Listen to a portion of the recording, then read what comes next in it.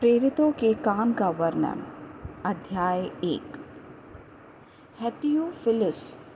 मैंने पहली पुस्तिका उन सब बातों के विषय में लिखी जो यीशु ने आरंभ में किया और करता और सिखाता रहा, उस दिन तक जब वह उन प्रेरितों को, जिन्हें उसने चुना था, पवित्र आत्मा के द्वारा आज्ञा देकर ऊपर उठाया न गया। और उसने दुख उठाने के बाद बहुत से बड़े प्रमाणों से अपने आप को उन्हें जीवित दिखाया, और 40 दिन तक वह उन्हें दिखाई देता रहा और परमेश्वर के राज्य की बातें करता रहा, और उनसे मिलकर उन्हें आज्ञा दी कि यरूशलेम को ना छोड़ो, परंतु पिता की उस प्रतिज्ञा के पूरे होने की बाट जोहते रहो, जिसकी चर्चा तुम मुझसे सुन चुके हो। क्योंकि यूहन्ना ने तो पानी में बपतिस्मा दिया है, परंतु थोड़े दिनों के बाद तुम पवित्र आत्मा से बपतिस्मा पाओगे। सो उन्होंने इकट्ठे होकर उससे पूछा कि हे प्रभु, क्या तू इसी समय इज़राइल को राज्य फेर देगा?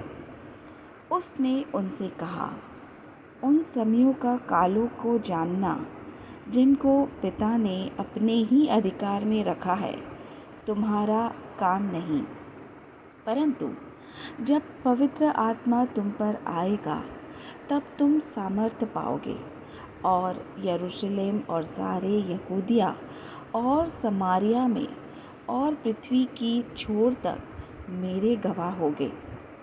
यह कहकर वह उनके देखते देखते ऊपर उठा लिया गया, और बादल ने उसे उनकी आँखों से छिपा लिया।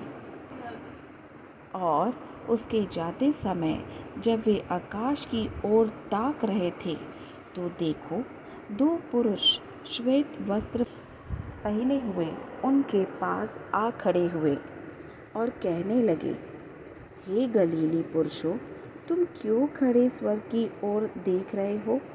यही यीशु जो तुम्हारे पास से स्वर्ग पर उठा लिया गया है, जिस रीति से तुमने उसे स्वर्ग को जाते देखा है, उसी रीति से वह फिर आएगा।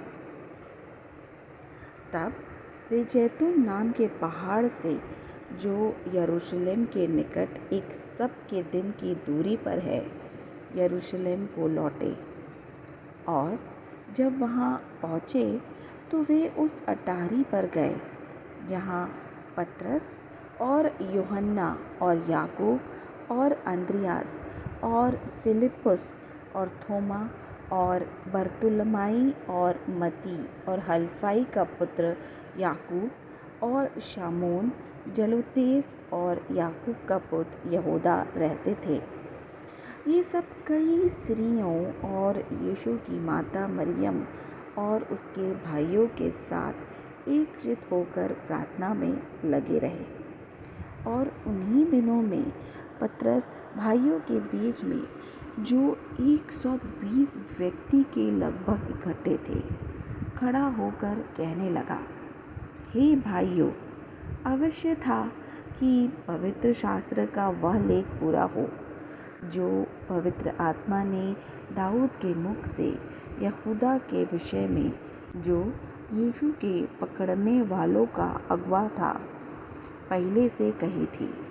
क्योंकि वह तो हम में गिना गया और इस सेवकाई में सहभागी हुआ। उसने अधर्म की कमाई से एक खेत मोल लिया और सिर के बल गिरा, और उसका पेट फट गया और उसकी सब अंतड़ियाँ निकल गईं।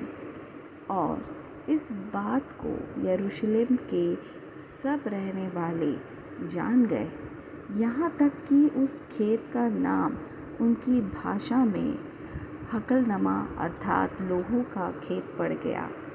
क्योंकि भजन संहिता में लिखा है कि उसका घर उजड़ जाए और उसमें कोई ना बसे, और उसका पद कोई दूसरा ले ले। इसलिए इतने दिन तक प्रभु यीशु हमारे साथ आता जाता रहा, अर्थात यूहन्ना के बपतिस्मा से लेकर उसके हमारे पास से उठाए जाने तक जो लोग बराबर हमारे साथ रहे, उचित है कि उनमें से एक व्यक्ति हमारे साथ उसके जी उठने का गवाह हो जाए।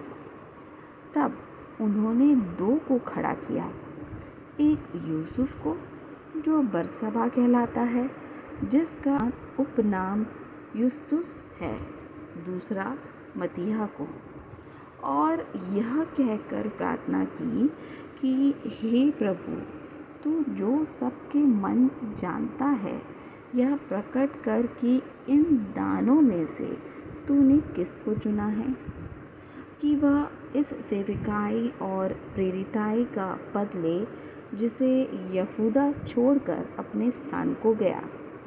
तब उन्होंने उनके बारे में चिट्ठियाँ डाली और चिट्ठी मत्तियाह के नाम पर निकली, सो वह उन 11 प्रेरितों के साथ गिना गया।